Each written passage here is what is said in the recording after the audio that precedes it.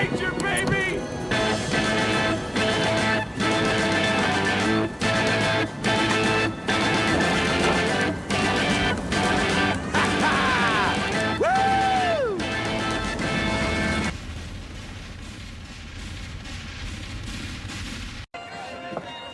You sure this is the right place to recruit for a militia? God save King George! I think we came to the right place.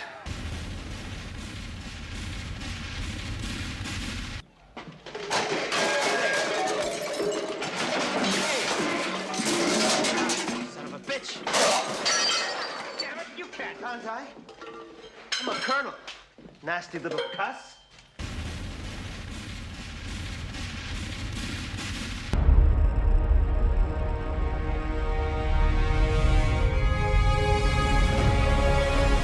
Now I become Death, the eater of burger.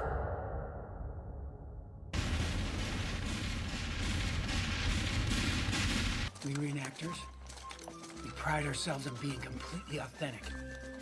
Ronnie carved his own buttons out of black rubber. And Artie, his underwear, made out of horsehair. Hi, man. What are you doing? I'm drinking wine and eating cheese and catching some rays, you know. What's happening? Well, the tank's broken and they're trying to fix it. Then why the hell aren't you up there helping them? Oh, man. I only ride them. I don't know what makes them work. Huh?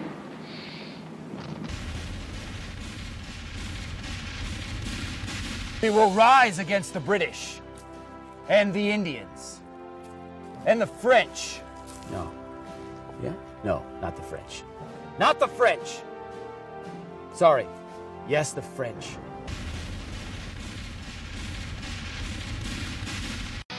Hello, Mr. Watanabe Generico. Would you like to buy this conveniently cheap slave? When in Rome, do as the Romans do. I guess I have no choice but to buy a slave. No! You can't barge into my mansion just to burn it down and free my slave harem!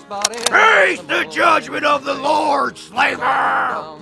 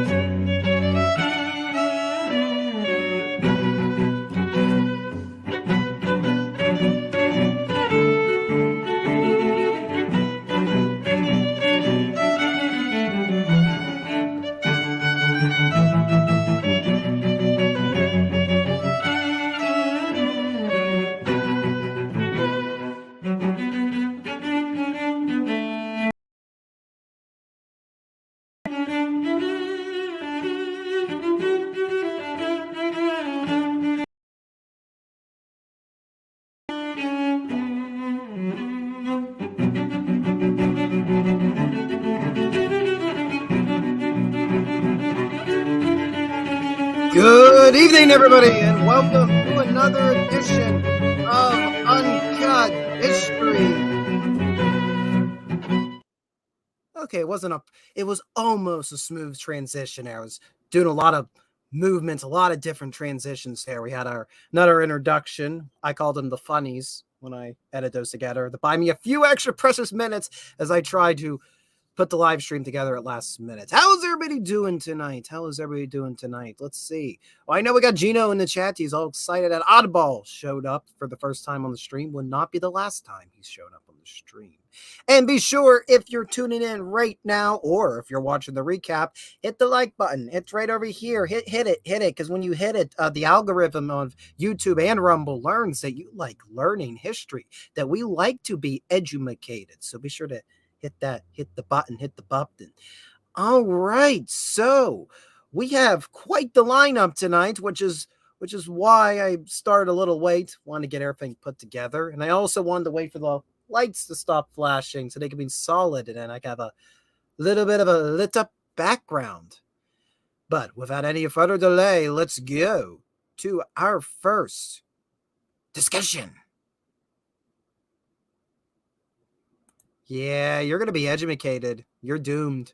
You're doomed. But at least you're not going to be educated. You're just going to be edumacated. Your brain won't hurt too hard. I promise. I will not hurt your brain too hard. Anyways, first little bit of news. I actually saw this last week, August 2nd. The Antietam National Battlefield announced it had finally reopened its visitor center. For the past year and a half now, summer 2021, almost 2 years now. This would be about 2 years. Their visitor center has been closed. Now, the visitor center at Antietam, and for those that are not aware, and the Battle of Antietam fought September 17th, 1862, Washington County, Maryland. It's considered the bloodiest single day in American history. A lot of people claim this is why the Emancipation Proclamation is issued by President Lincoln as a result of this battle. The visitor center was built during the Mission 66 age of the National Park Service, and that was around the 1960s, and they were trying to add these sleek but small visitor centers, and they were very stylish, but they tend to clash, especially if you're on a historical setting. A lot of visitor centers today don't follow the Mission 66 mentality. Most visitor centers today try to blend in with the surroundings. But hey, it was the 60s. They had some cool stuff. They got some cool cars. They had cool buildings as well. So this was an older visitor center in the Park Service, and it was starting to show its age here in the 21st century. I've only been in the visitor center once. I was 7 or 8 years old. Oh, and before we continue, I just remembered I did something new. Hey, look at that. We got banners. Look, I am learning how to play with StreamYards. Isn't it so cool? It's cool, guys, right? I know what banners are.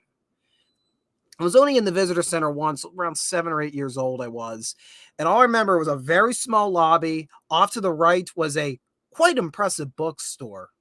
And then you went down a little flight of stairs, not even like a full stairwell, and there was the one-room museum, essentially, with the artifacts. And I don't really remember much about the exhibits. I also remember that there was also a half flight of stairs to the left from the lobby that would take you to the orientation theater. And the 20-minute film they showed was, I think you can smell the celluloid it was filmed off of. It was made in the late 70s, and all I remember, it was the premise of it was telling the Battle of Antietam, but through the perspective of President Lincoln when he visited the battlefield in October of 1862, which isn't necessarily a bad premise, but it was rough. Since then, they've gotten a new orientation film done in 1998, which why they weren't shown out when I was there, good question. It's narrated by James Earl Jones, and I've watched it many times. I have it on DVD, and it's James Earl Jones narrating a Civil War documentary. It don't get better than that.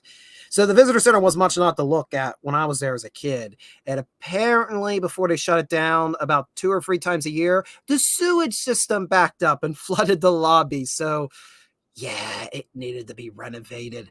So no big fanfare for its reopening. Just happened on a Wednesday. There's the flag raising, first flag raising at the new visitor center, new lobby, new exhibits.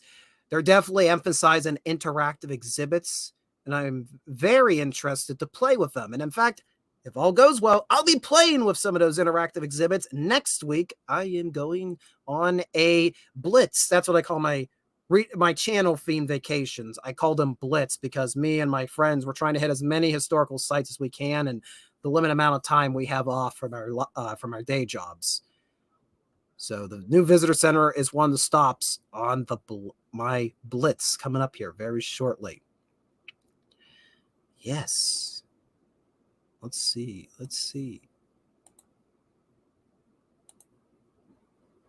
Be better if it was a train banner. Well, StreamYards doesn't give me the option to have a train animation. Not yet. All right. So moving on to a more serious subject matter. This week's news has been plagued by the tale of the wildfires transpiring in Hawaii, in particular, the wildfires of Maui. These fires, I think, started earlier this week. Was it Tuesday or Wednesday they began? And it's as at 7:55 p.m. tonight, has been listed amongst the 10 deadliest wildfires ever to hit the United States. I think presently the death total is somewhere around. Says here, death totals current 17 additional deaths have been confirmed at the devastating Maui wildfires, bringing the total so far to 53. 271 structures have thus far been damaged.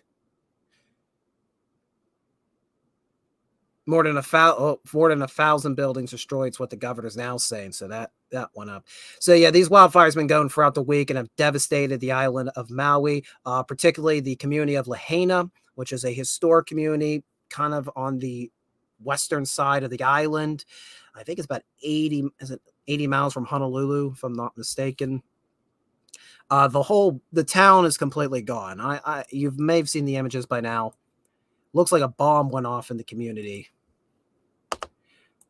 What caused the wildfires? I don't know the actual cause of the fire itself, but the flames have been fanned by winds coming off of various hurricanes and other storms that are occurring throughout the world currently. And there you can see Lahaina, nothing left. There is nothing left. I was reading amongst the buildings that have been lost. There was a missionary built back in 1823, completely destroyed. One of the old traveler hotels that was built in 1901. It's also gone. And I think at least 1,000 people are refugees. I think people are being flown from Maui to Washington State. And I think it's all states on the West Coast that are being taken the refugees in. So going down right now, one of the worst wildfires to ever occur within the United States. The worst wildfire of its caliber ever to hit the islands of Hawaii.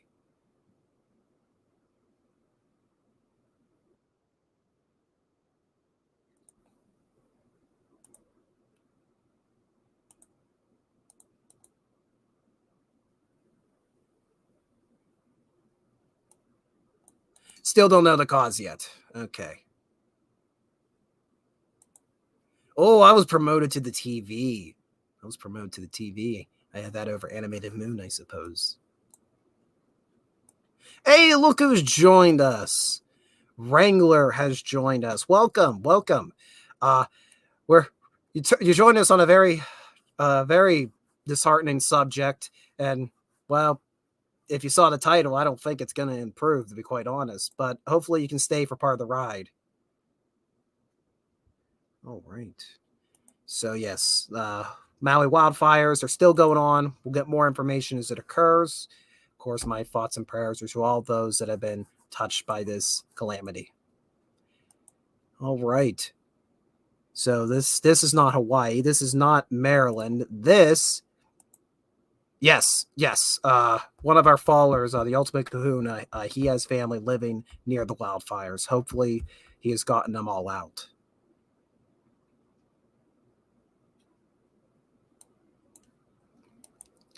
All right, so to our main attraction tonight. Yes, we're going to still be talking about calamities, man-made calamities in this case, and that is the Battle of Wilson's Creek. Today is the 100. Will you stop ringing your bell? I would like to announce what we're talking about tonight. My cat's over here distracting me. Man, do you want to be on the stream? Look at her. Yeah, look, you're on the stream, kitty. Yeah, that's what you get for distracting. You get the whole world to get you wanted attention. I guess she doesn't want attention now.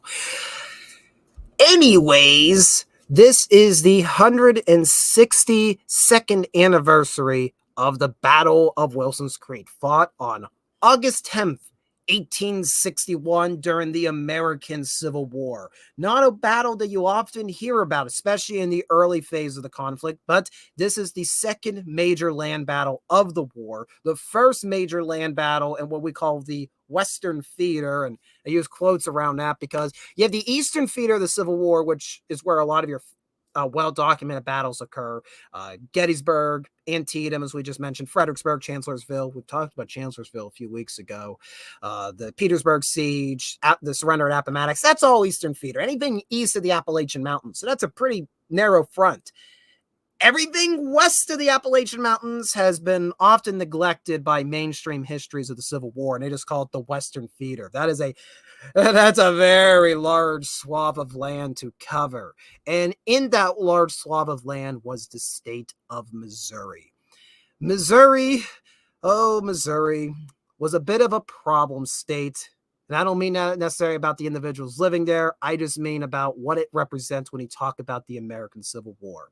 You might have heard of the Missouri Compromise of 1820, which used the state border of Missouri as a dividing line between slave America and free America. And everybody thought, we'll draw this line on Missouri and nobody will ever have problems with the debate over slavery again.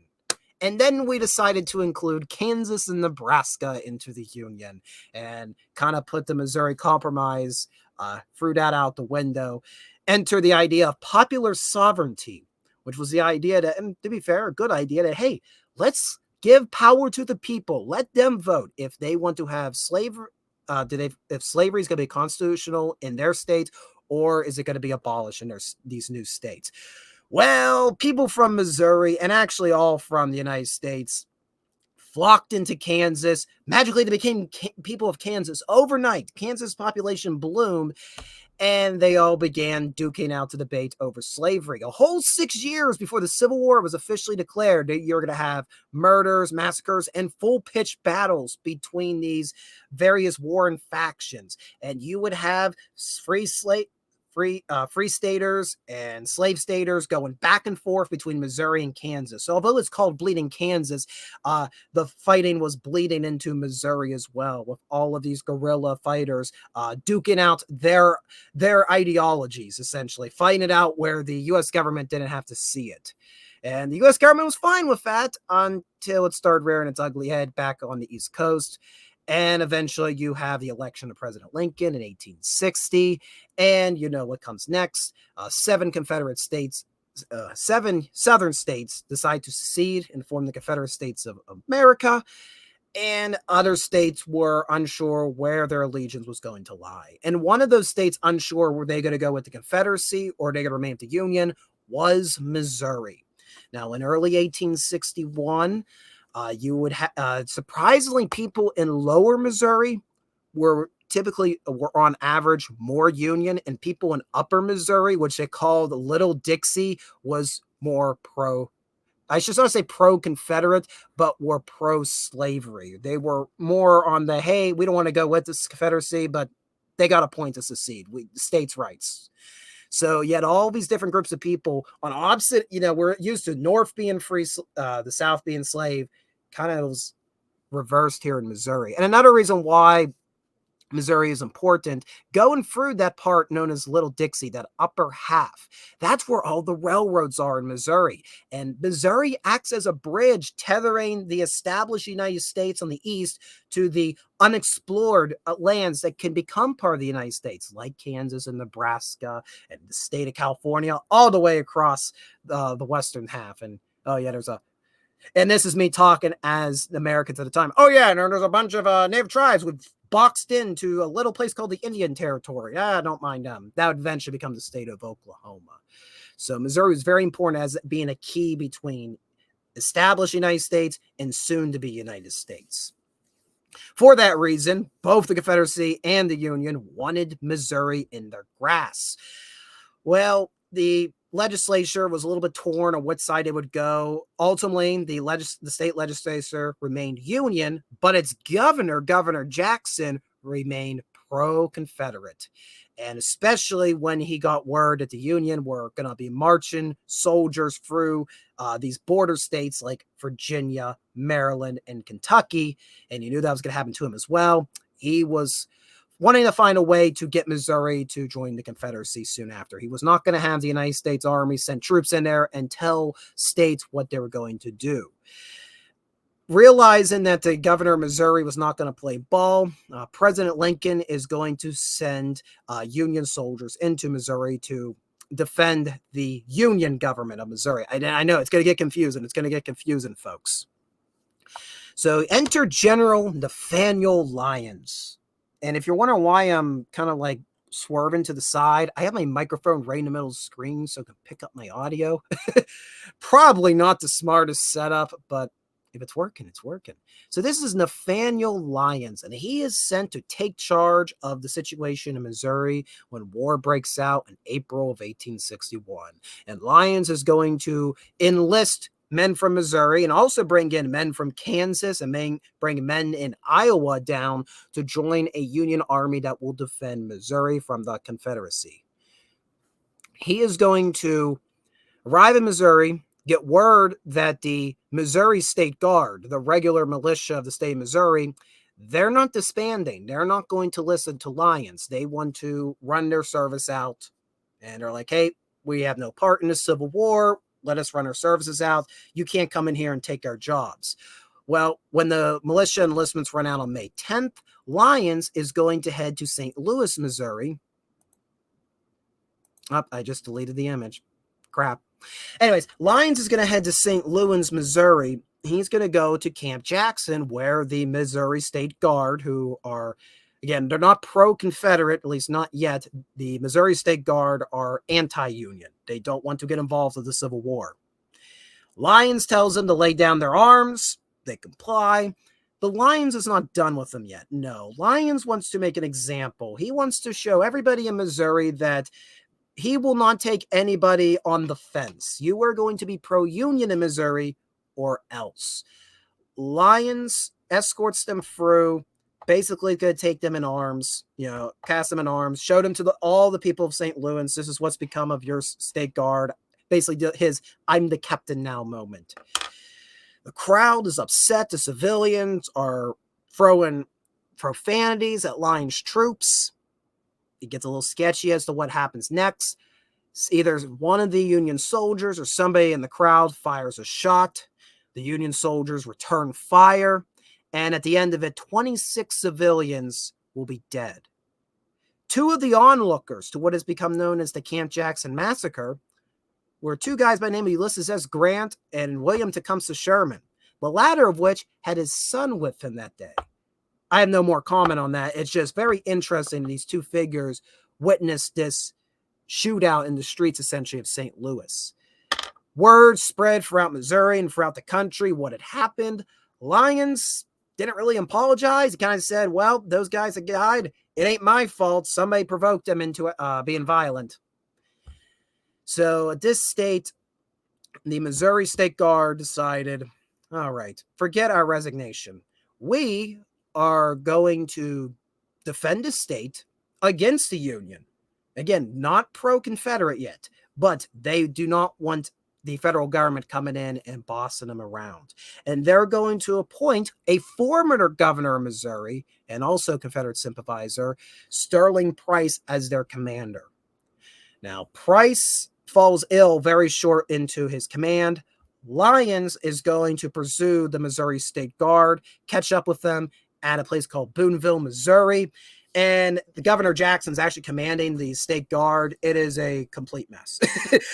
Jackson doesn't know. It hasn't been in the saddle for a long time. Lyons is a very has a lot of bravado, a very defiant leader. He's able, if he gets some little momentum in his hand, Lyons is going to take that and running. He has a snowball on the battlefield, and that snowball runs over Jackson and the Missouri Guard, chasing him away from St. Louis, actually chasing him the whole way to the southwestern corner of Missouri. So very quickly, by summer of 1861, 2/3 the northern and central halves of Missouri are firmly in Union hands, with the Missouri State Guard kind of in exile, with their exiled governor, their exiled government, all in the southwest corner of the state. Now, Price is going to recover from his illness, return to command, isn't really too happy with what just happened, and he decides, all right, I gotta reinforce my militia with some proper soldiers. And Price is going to cross the border into Arkansas, which is a Confederate state at this point, and reach out to Benjamin McCulloch. Benjamin Kamala. I just about said Kamala Harris. General Kamala Harris. Let's never have that. General Benjamin McCulloch is in charge of what is called the Western Army of the Confederacy. And it's a growing army. Remember, the war's just started, so troops are still flocking to McCullough's command in Arkansas. There's Arkansas soldiers, soldiers from Texas, soldiers from Louisiana, and even some soldiers in exile from Missouri join in the regular ranks of this regular Confederate army. So that's the key difference. McCullough's Army of the West, this is a regular Confederate army, where Price's command is the Missouri State Guard, their National Guard, their militiamen. Price reaches out to McCullough for help, convincing him, hey, come here into Missouri. Our state wants to become part of the Confederacy. McCullough's like, well, my responsibility is to protect Arkansas, but then starts thinking, well, if Missouri falls, that means the Union are going to be able to get into the Indian Territory, which a lot of people don't know. The Confederacy was trying to sway various different tribes in the Confederacy, various different tribes in Indian Territory, most notably the Cherokee, onto their side. And I would love to do a video about that someday. The Native American side to the American Civil War is fascinating. I actually just bought a book. Where did I put it? Oh, I don't know where I put it. Bummer. I'm going to show you right now. I just bought a book that's about that, and I want to really read into it and do some videos on that. And another random tangent to talk about McCullough. He's a Texas Ranger. I don't think I need to say any more about the grit of this character. McCullough agrees to help Price.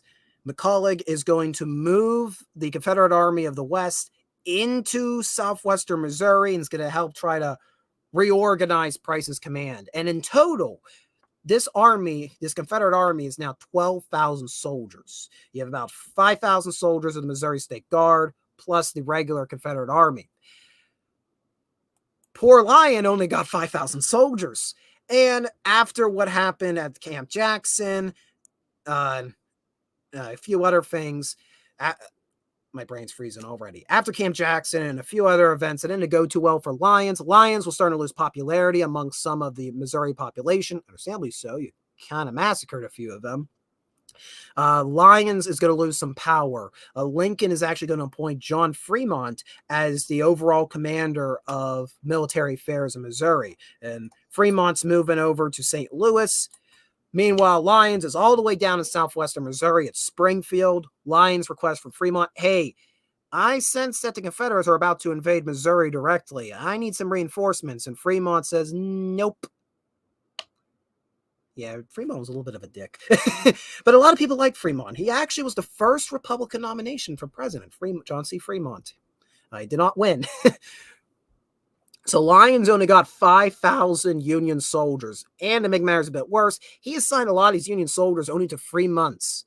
Remember, when the war started, people didn't think it was going to be a long conflict. So the enlistment period was only 3 months.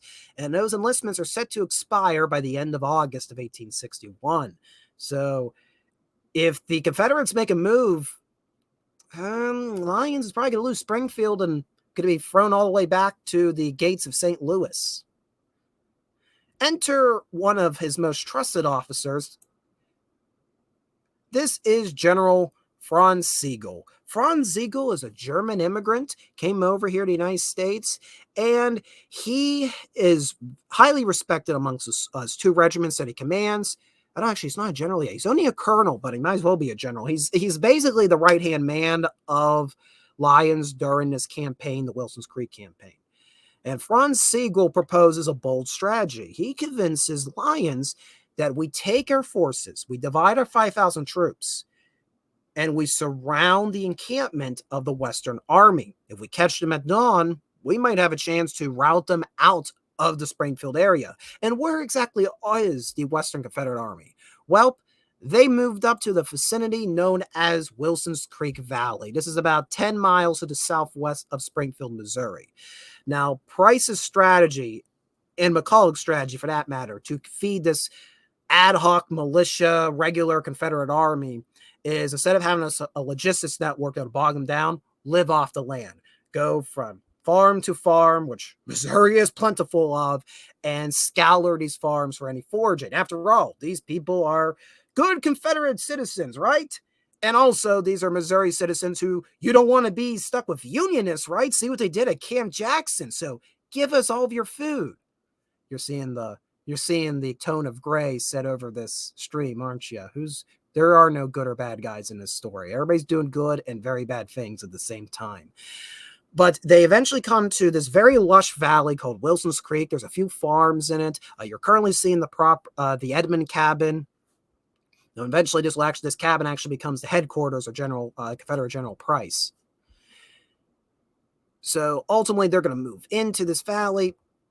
I thought I had another image to show you. Bummer. But it's this beautiful valley. The photographs I've seen today, and this is one of the best preserved at least I've heard, it's one of the best preserved battlefields for the American Civil War. Very lush forests, woodlots, farm fields, rolling hills. Very beautiful scenery. Now, McCulloch and Price were a little concerned when they moved in that they would get their troops would get a little too comfortable being in such a beautiful location. That why would we leave? We got all the food that we want. So, yeah, very comfortable, maybe a little too cozy for the Army of the West. But this is where they were through late July, early August of 1861. And Franz Sigel, Union Colonel's plan to Union General Lyons is we will come down to the Wilson Creek Valley. We'll divide our forces. Lyon will command half of the Union Army on the west side of Wilson's Creek. Sigel is going to come down, wheel to the south side, the southeast side of Wilson Creek. And if you're seeing the map right now, you kind of notice the Confederate lines are going to be surrounded. They'll be kind of caught in a vice. That is Sigel's plan. And hey, we do this at dawn, catch them off guard. They won't know what direction we're coming from because, hey, we're coming from all directions, and it'll route them from the field, and hopefully we can capture a good number of them. So this is Sigel's bold strategy to defeat the Confederate Army of the West, to which Lyon approves. And the stage is now set for the Battle of Wilson's Creek. But before we do that, I'm going to check in. How are we doing tonight? I think we got some more viewers, so I want to pop in and say hi. Yes, we had a kitty a little while ago. I think we have problems now. Yes, this puts all of our problems, makes them relatively tame in comparison. And this is the part where I do a little bit of a water break.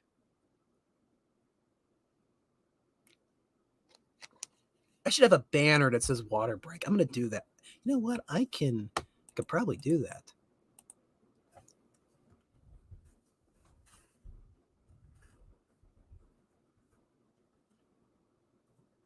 There we are. Water break. I have been gifted a toy discovering how to use banners. You mortals, you are doomed. All right, let's continue our story before I get too much off the rails. So it's the morning of August 10th, 5:30, 6 o'clock in the morning. Sun just barely starting to crest. And let's set the scene of the Wilson Creek Valley. Like we said, it's a very lush valley. There's a couple farms. One of the farms that'll be key to our story is the farm of John Ray. I'm going to zoom in to show you. It's right over here. And John Ray's farm sits right along the one major road that goes through the valley, and that is the Wire Road. Now, in 1859, a stagecoach line was established along the Wire Road, sending people from Springfield to the western frontier. So this was a very well-used road right up until the start of the Civil War, when the stagecoach service had to be discontinued due to the forthcoming conflict. So John Ray's there. I think he has his wife. I think he has 4 or 5 children.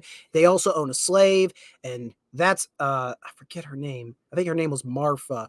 She also had 4 children who were therefore also enslaved by the Ray family. So that's who's living up there in the Ray farm.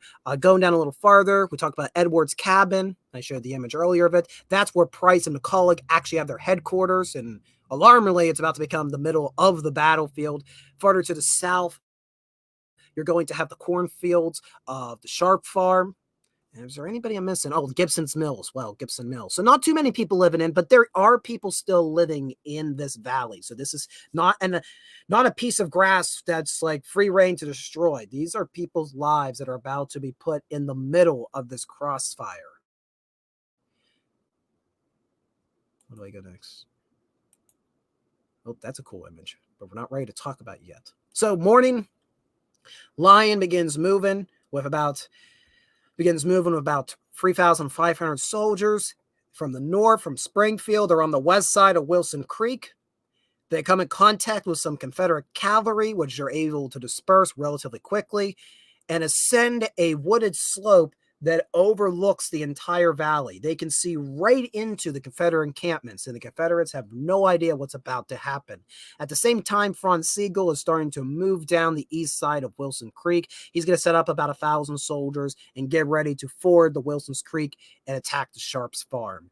Now, he's going to set up, Lyon's going to set up about, I think 6 or 8 artillery pieces on top of what's known as Oak Hill.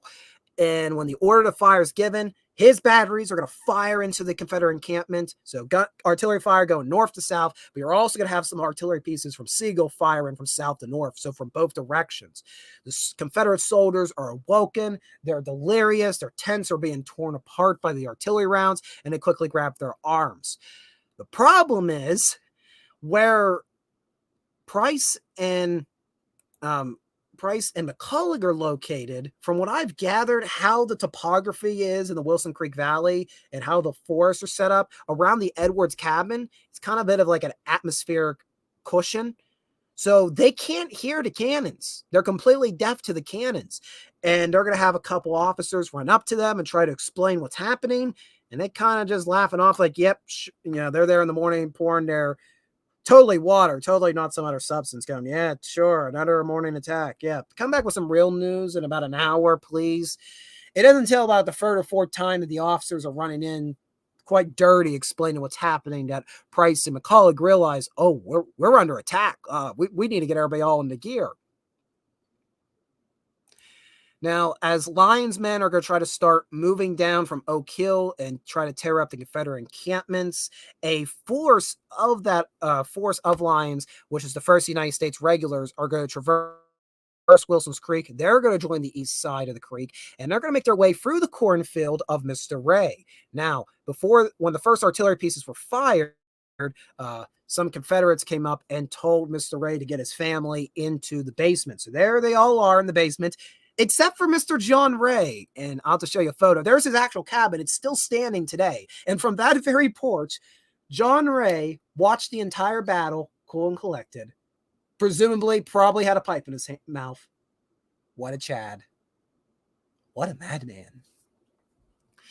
So John Ray is going to watch the Battle of Wilson Creek unfold right in front of him. The 1st United States Regulars make their way through the cornfield, and what they were trying to do, they're trying to outflank these 4 Confederate pieces that were commanded by a gentleman by the name of Pulaski. Pulaski's Confederate artillery battery were kind of overlooked by Lyon's. So while Lyon's men are on top of Oak Hill, they're taking fire to their left flank. So it's essentially somebody shooting me in the side of the head. Imagine my head being Lyon's force. You have these 4 Confederate guns hitting the Union on their left side, and they have nothing to do to stop it. And that was the image earlier. This is a mock-up of what one of Pulaski's guns may have looked like. And you might argue these might be actually the deciding factor in the entire Battle of Wilson's Creek. So these 4 Confederate guns giving enfiladating fire into Lyon's men. Lyon sent the 1st United States Regulars across the creek to deal with them. The problem is when they're moving through that field, they can't really see who's in front of them, and who's in front of them? The 3rd Louisiana Regiment. And almost at point-blank range, as the 1st U.S. Regulars emerge, they come into fire from the 3rd Louisiana, and there's going to be a seesaw action along the fence. The 1st U.S. Regulars are unable to break toward Pulaski's guns, and they're going to be forced to make a withdrawal back across Wilson's Creek. Now let's move a little bit farther down to the south. What's going on with Franz Sigel? Well, Franz Sigel has been able to get the Dragoons. He's been able to get the 5th and 3rd Missouri across the creek. These guys, by the way, just like how Franz Sigel is an immigrant, so too most of the men in these 2 regiments were immigrants as well. And one of the reasons why there was a divide in Missouri when the war started, these troops that Lyons are commanding, a lot of them are immigrants, a lot of them are not from the Missouri area, or a lot of them are not what people from Missouri are perceiving as true American citizens. So they were very very, very apprehensive to having German immigrants. They would always call them the Dutchmen, the little Dutchies. They were causing nothing but problems. And then after you had the Camp Jackson massacre, they looked at these guys like Hessian, how the Patriots looked at Hessians during the Revolution. So yeah, these guys don't have a good reputation, and it's not deserving. Really, it's not. These guys have moved over to America to try to start a new life, and it kind of got roped into the situation. But here they come. Siegel's going to lead them into Sharp's cornfield. They're going to have really good success. They're going to chase off the 1st Arkansas. They're going to chase off various other Confederate units. They're going to move up into the cornfield and take a good many prisoners. And then they start hearing from these Confederate prisoners that, hey, our command's routed. We don't know where Price and McCulloch are. I think you guys won the battle. I think you beat us. And Franz Sigel believes these Confederates. And Franz Sigel decides, I don't hear any gunfire either. I think the battle's over. So Franz Sigel comes to a halt in Sharp's field and collects as many prisoners, as much supplies as he can. And notice how Sharp's field is not too far from the Edwards cabin. Me thinks that Sigel is separate from what Price and McCulloch were suffering at the start of battle.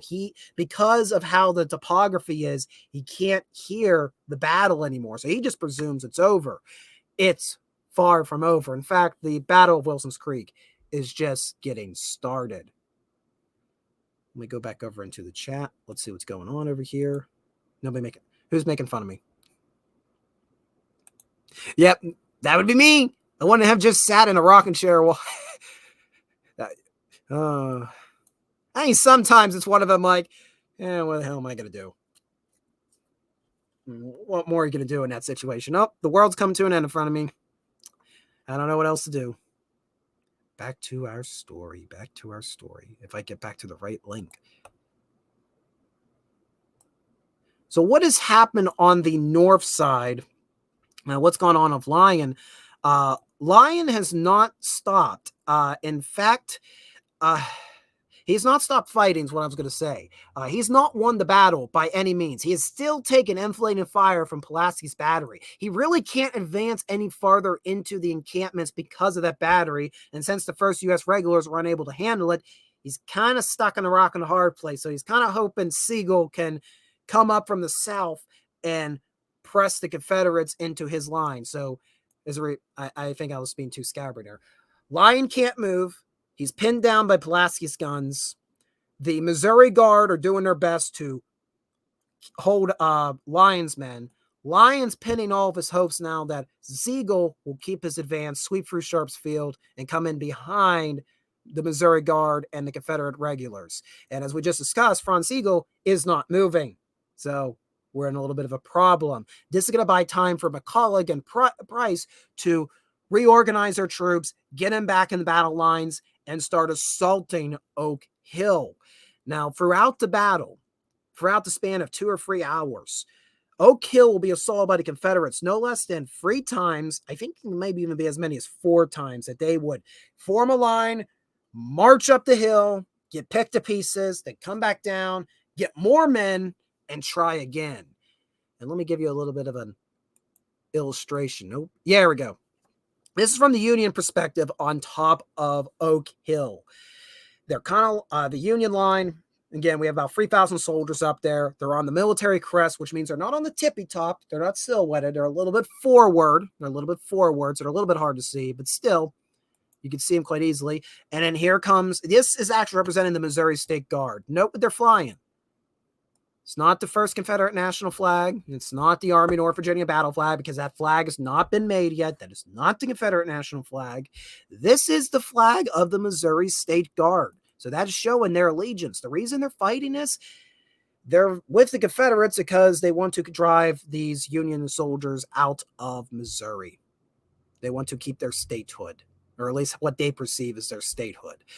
So Price will get his Missouri State Guard. It'll go up. It'll fail. They'll try again. It'll fail. They'll try again. It'll fail. And this wears both sides out. So it's not just the Confederates that are taking losses. It's also the Union are taking grave losses. And eventually, the losses are so high on Oak Hill that it's now rechristened Bloody Hill. Of course, you got to have a bloody location on a battlefield. It's not a Civil War battlefield without an orchard, or without a sunken road, or without something named Bloody. That's just, you can make a bingo.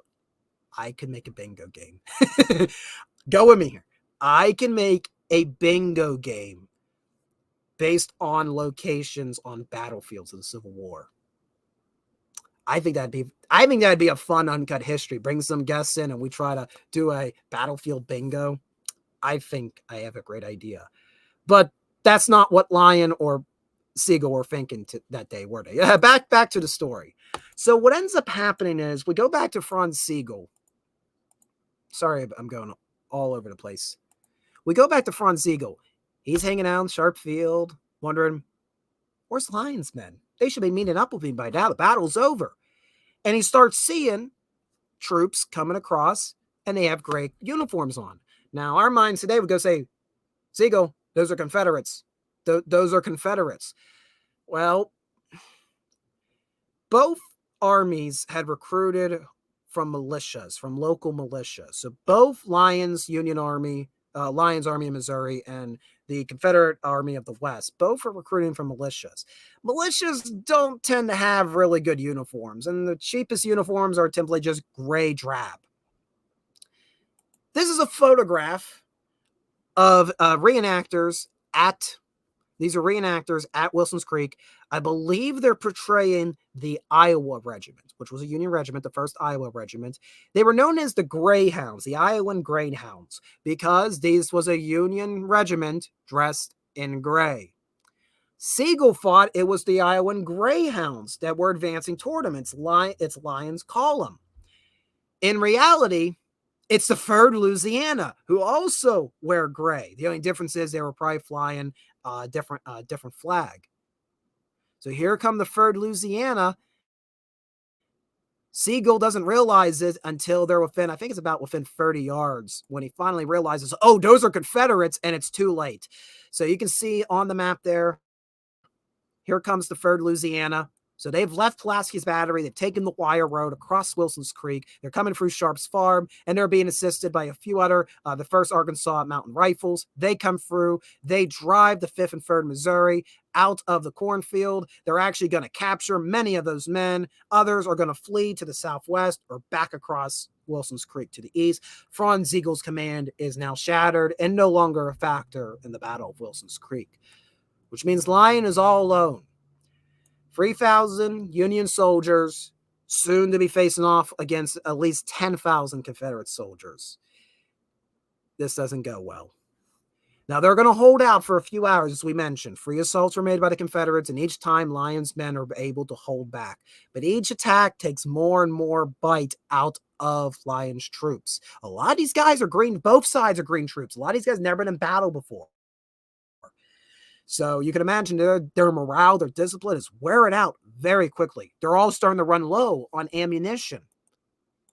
And eventually, after being shot off his horse, his horse was shot from under him. He was wounded twice superficially. He was okay to still walk around.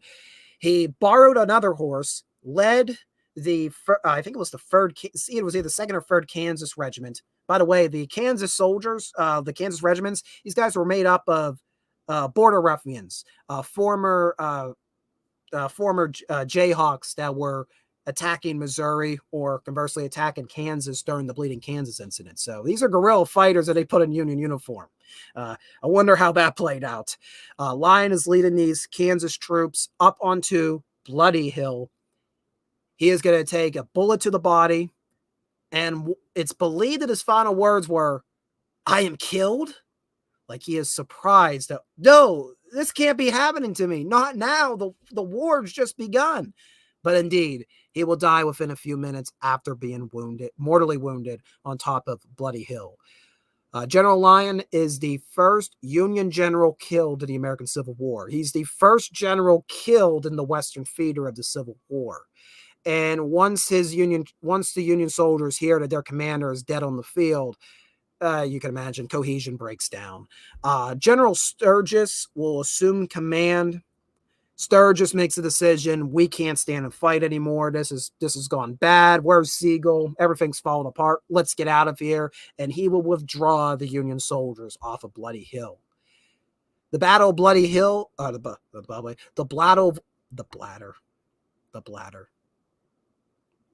fucking bladder. Yeah, I just swore on the stream. I'm going to have a water break.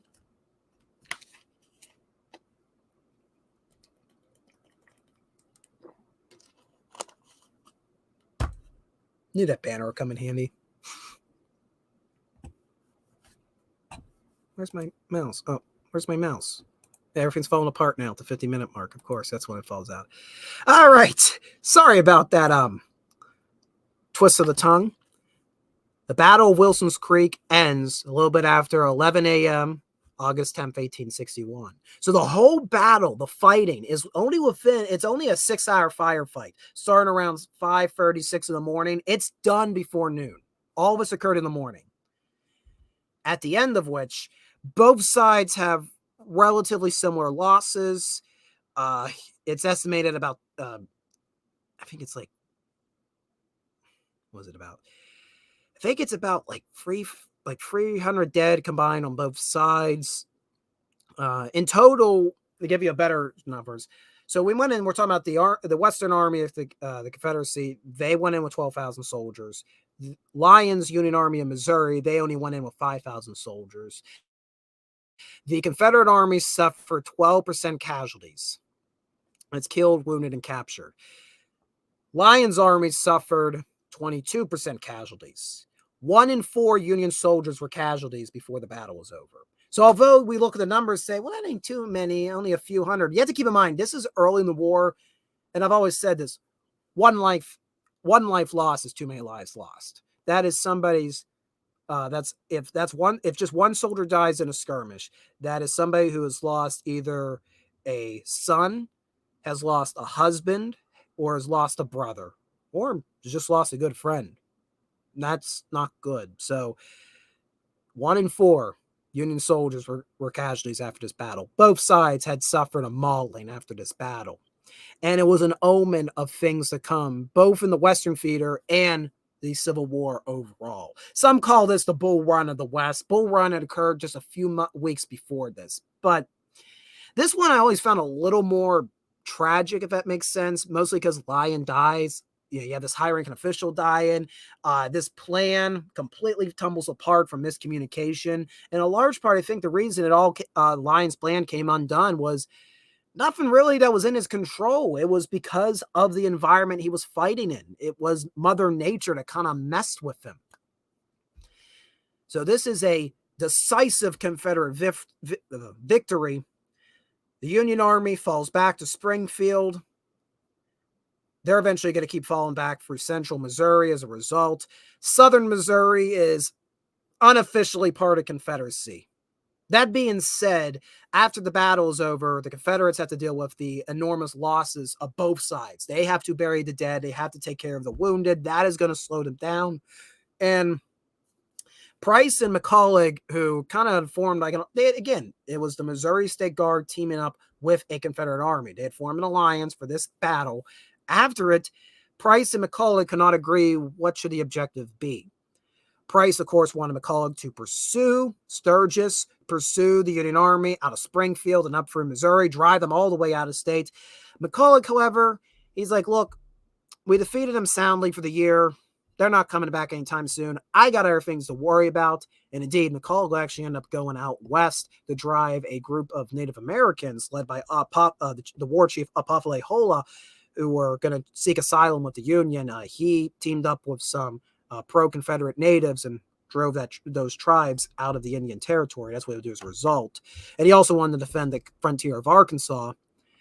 Price basically said the heck with McCulloch, continued without McCulloch's support, without the Confederacy support. The Missouri State Guard pursued the Union Army and would actually fight them at the Battle of Lexington in September of 1861. And though they were successful, they were never able to drive out a Union government in Missouri. That remained firmly strong.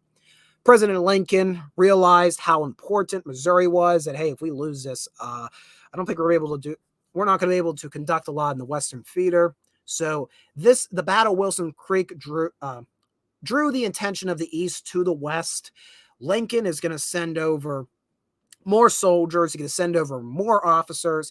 And eventually, in late winter of 1862, McCulloch and Price will face off against another Union army in Arkansas at the Battle of Pea Ridge. That time, the Union prevails, and the Confederacy were never able to officially take Missouri after that. So Wilson's Creek it's a little bit of a complex. What do you make of this battle? I mean, it's a tactically Confederate victory, but in the long run, it hurt the Confederates more than it helped them.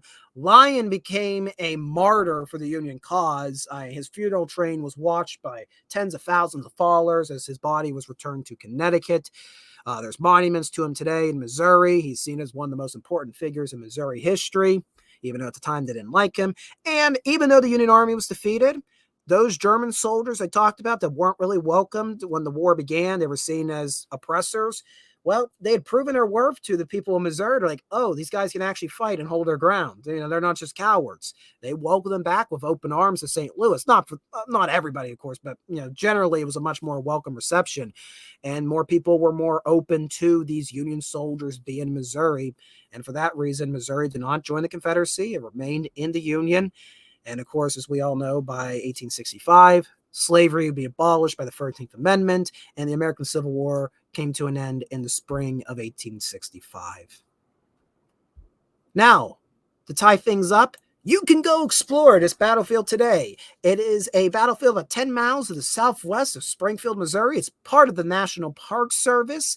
They just recently did a visitor center renovation, similar to what Antietam has just done, and that's where this photograph of this wonderful display of Pulaski's Battery comes from. If you're in the Springfield, Missouri area by any chance this weekend, this is the 162nd anniversary of the Battle of Wilson's Creek. The Park Service are doing programs to commemorate it. I think they're going to be doing a couple battle walks. I know Saturday they're going to be doing artillery demos like this photograph shows. So check their website out. Actually, as I put my ugly face on screen, I'm going to go get their link. And I will drop the National Park Service link in the chat so you too can support Wilson's Creek Battlefield. I'd love to go to this battlefield. I had a lot of fun today researching. I didn't know what I was going to do this morning. I kind of threw it into a Drink with Crazies Gilded of, what do you guys want me to talk about? I really don't know what to do. And Trippy Soul had mentioned just look at what happened in history, and sure enough, this was the anniversary, so the rest is history. And it reminded me, Wilson's Creek, I've seen photographs of it, always been in awe how well preserved the battlefield is. I've always been fascinated by this relationship that the Missouri State Guard and the Confederacy had, because it's not your typical Confederate army. The Missouri State Guards, we've mentioned over in this live stream, they're not fighting for the Confederate Constitution. They're fighting more over the idea that we don't want the federal government sending troops that supersede our authority. Essentially, the debate over states' rights. So it muddies the debate over what the Civil War was truly about. All right, I got the link. I'm going to drop it right now. Link me, Seymour. Link me. Yep, there you are. Links in the chat if you want to go explore. The Park Service website has a scores of information about the battle, about some of the characters we talked about tonight, and it'll probably go in much better detail than I can garble together in a few minutes. Yep, the water break banner. The water break banner. Yes, they have fulfilled the won the battle but lost the war thingy. That is what Price and McCulloch achieved. That's what they achieved. We got one little thing to wrap up tonight's show. If I can, again, I'm having to look around. All right. I have to do a little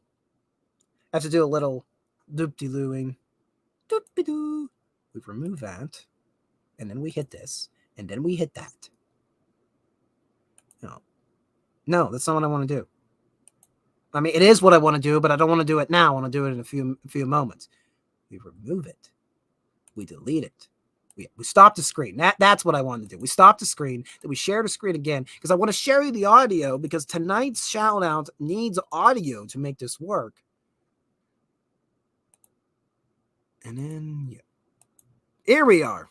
So, I love ending my streams talking not necessarily about a piece of history, but I like to shout out a piece of culture, a new piece to our culture, because I've said over and over, I don't think our culture's too healthy right now, at least not the culture that's promoted by all the major conglomerates. I don't think we have a healthy culture right now, but I think we can make it healthy again.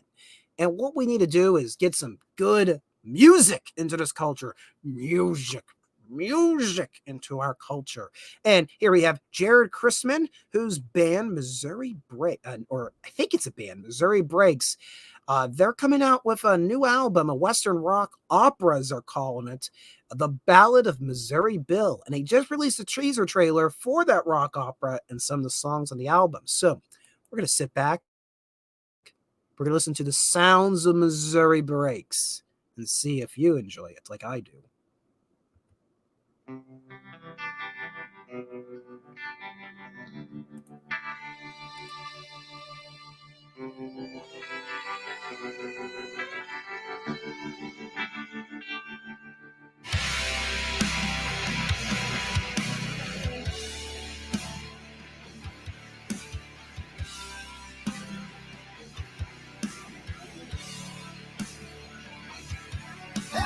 10,000 miles from Memphis, but only a few miles from home.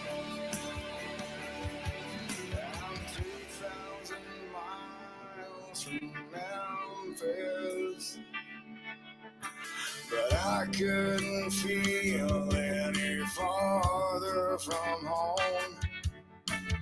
2,000 miles to Memphis, but only a few miles from home. Only a few miles from home.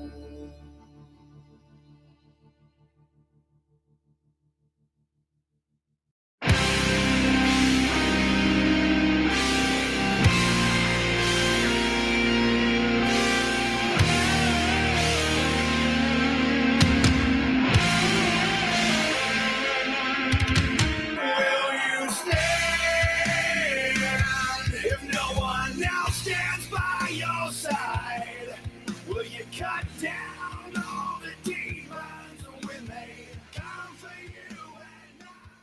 Will you stay? Will you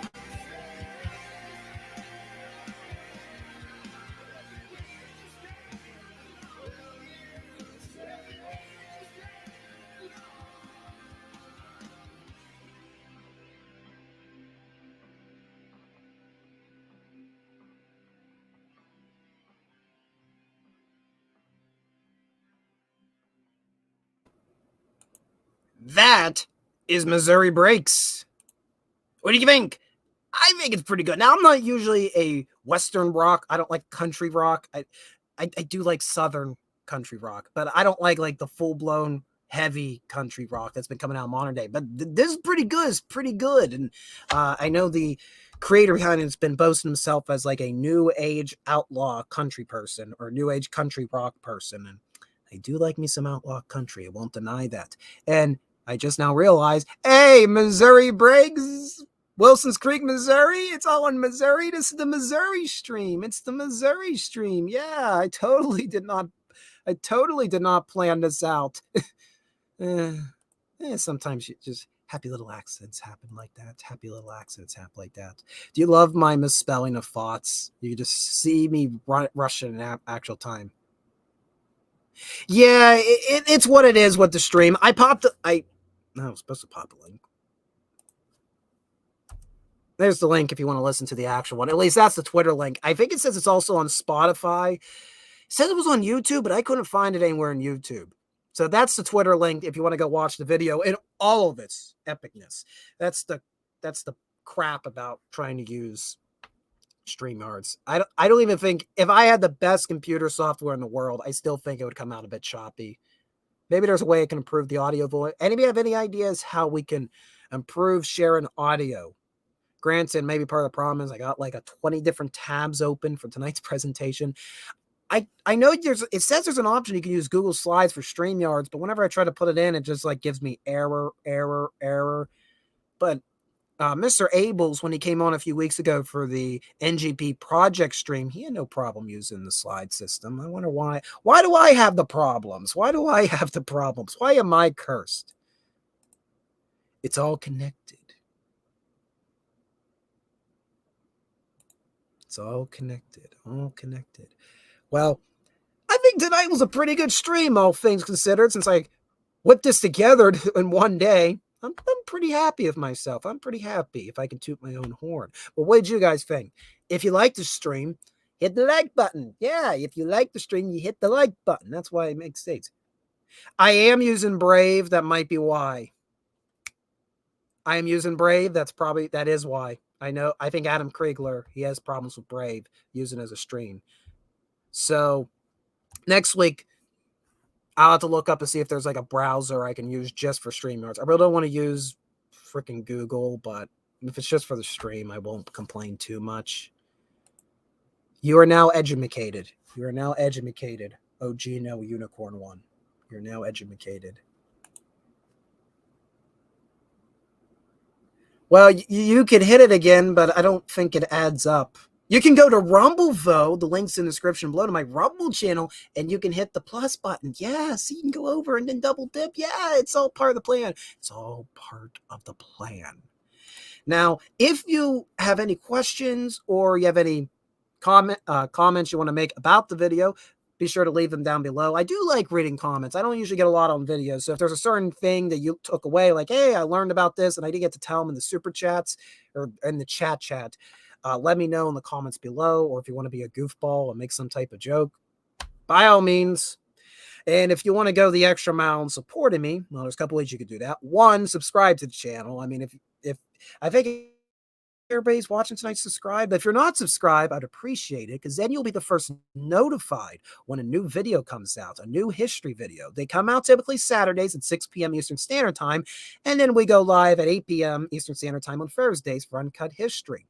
And if you want to go the extra mile and support me, if you want to buy me a cup of coffee, you can send me a donation in my Ko-fi link in the description below. My car, I guess, runs on coffee. I will run my car on coffee the whole way to Wilson's Creek. We'll make it work. So I appreciate anything you do give me, though. Everyone, I've had a couple donations come through lately that I was surprised by and very appreciative of. But I think that's going to do it for today's stream. I hope you all had a good time. I'm going to go over, and you know what comes next?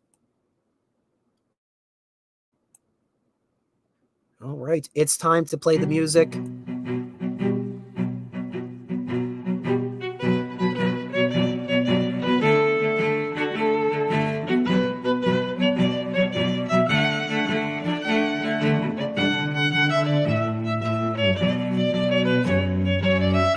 Apparently it mutes you when you try to use the video. You try to use the video for the thingy. Yeah, the thingy. Still learning StreamYards. It's not perfect, but a decent way to end the stream, right, guys?